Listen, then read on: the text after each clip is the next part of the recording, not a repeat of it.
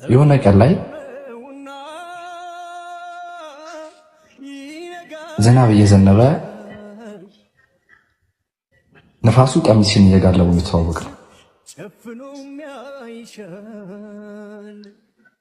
የኔ ቤት ቅርብ ስለሆነ እንደምንም ብዬ አሳምኜሽ ወደ ቤት ወሰድኩሽ። ልክ ቤት እንደገባ እየበረደሽ እየተንቀጠቀጥሽ በስስት እያየሽ ነበር። አሳዘንሽን ጃኬት ነው ተቆጥተሽ እንዲሞቅሽ ብዬሽ የሚያፈለልሽ ያን የመሰለ ዶፍ ዝናብ አቆመ። ተነሳሽ ብድግም ጃኬት ነው አወለቅሽው። እኔን እያየሽ ስልኩን ታይ ጃኬት ነው አወለቅሽው። አይሆንም ብዬ በትግል አርገሽ እንድትይዝ ነገርኩሽ። በስንት ሙከራ አርገሽ ሄድሽ። ከዛ ሳምንት ቆየሽ። እቺ ልጅ ምን አይነት ልጅ ናት? ቢያንስ እንኳን ጃኬትን አትመልሶም ብዬ እያሰብኩ እያሰላሰልኩ አጥበሽና ተኩሰሽ አመጣሽው። ገርሞኝ በዚህ መሃል ነበር እኔና አንቺ በደንብ የተተዋወቅነው። መቀራረብ የጀመርነው የሆነ ቀን ላይ ከጊዜ በኋላ ዝናብ እየዘነበ ቤት ውስጥ አልጌ ላይ ቁጭ ብዬ በጣም ሲበርደኝ ትዝ አልሽ። ዝናቡን አስታውሽ። የሆነች አንዳች ኃይል ተናወጠኝ።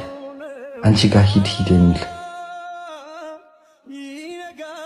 ብድግ ብዬ ጃኬቴን አድርጌ በዝናብ ወጣ። በራችሁ ላይ ደረስኩ።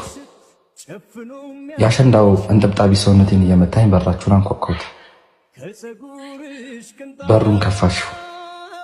ዘግተሽም ቢሆን ምን ነው አትቆይም? በዝናብ ምን አስመጣልሽ?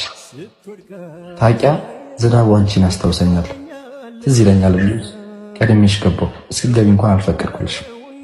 ከዛ በዝናብ የበሰበሱ ልብሶችን አውልቄ በሰጠሽኝ ፎጣ አደራረኩ።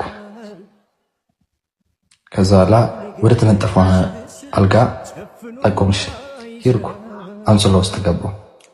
ቤት ውስጥ ሽቲ ብቻ እንደምትለብሽ አውቃለሁ። ሻይ ላፍላልሽ። ምን ሊጠቅመኝ? እንዲያሞቅ ላታቂኝ ፈለገሽ ነው? አይ እንደዛማ አስቤ አይደለም ብለሽ መጣሽ። አቀፍሽ። ወደ ሰውነትሽ ጠጋ አረግሽ። ትንሽ እየሞቀኝ ከመጣ በኋላ አንገትሽ ስር መወሸቅ አማረኝ። አንገትሽ ስር ገባሁ። ክረምት ነው። በበጋ እንደዚህ ቶሎ ምን ያደርግልሽ? ይሄ ለክረምት ነው የሚሆነው ብለሽ አታዳምጪ።